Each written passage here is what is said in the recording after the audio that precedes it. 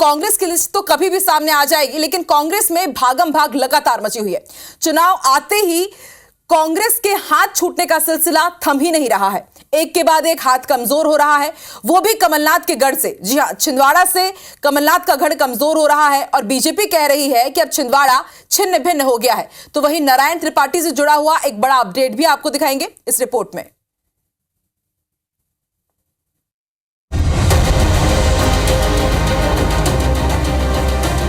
MP में कांग्रेस को झटके ही झटके लग रहे हैं और इस बार कांग्रेस को झटका लगा है कमलनाथ के गढ़ छिंदवाड़ा में।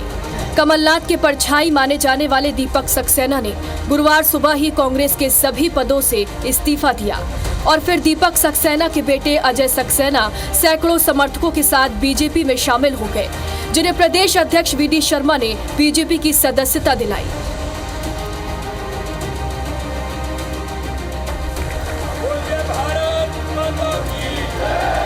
बस यही नहीं, छिंदवाड़ा के साथ साथ कांग्रेस को इंदौर, सतना, रीवा, जबलपुर से भी झटका लगा है।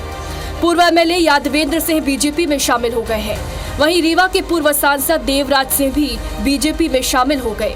तो वहीं आईपीएस अधिकारी रामलाल और राजेश पटेरिया ने भी बीजेपी का दामन थाम लिया है। बीजेपी की सदस्यता देने के बाद सीएम डॉक्टर मोहन यादव ने कांग्रेस पर तीखा प्रहार किया और कहा कि छिंदवाड़ा अब छिन्न भिन्न वाड़ा हो गया है। तो वहीं प्रदेश अध्यक्ष वीडी शर्मा ने भी कांग्रेस पर तंज कसा। छिंदवाड़ा के लिए हमारा नया नाम देना पड़ेगा। छिंदवाड़ा छिन्न भिन्न वाड़ा हो गया और कुछ बचा ही नहीं है।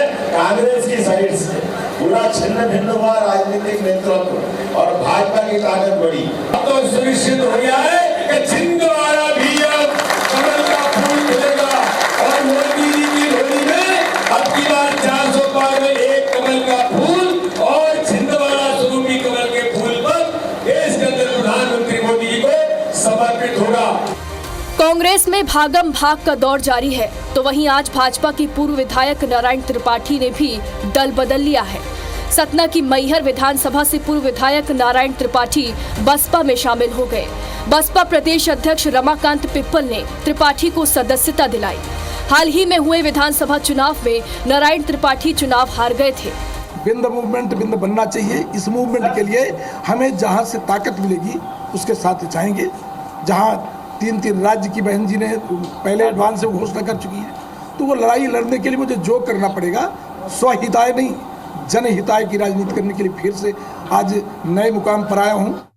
बता दें कि विधानसभा चुनाव से ठीक पहले त्रिपाठी ने बीजेपी से बगावत कर विंध्य जनता पार्टी बनाई थी और करीब 25 उम्मीदवार चुनाव में उतारे थे, लेकिन नारायण त्रिपाठी समेत विंध्य जनता पार्टी के सभी उम्मीदवार चुनाव हार गए। माना जा रहा है कि अब नारायण त्रिपाठी बसपा के टिकट पर सतना लोकसभा सीट से चुनाव लड़ सकते हैं। Bureau report, IBC 24।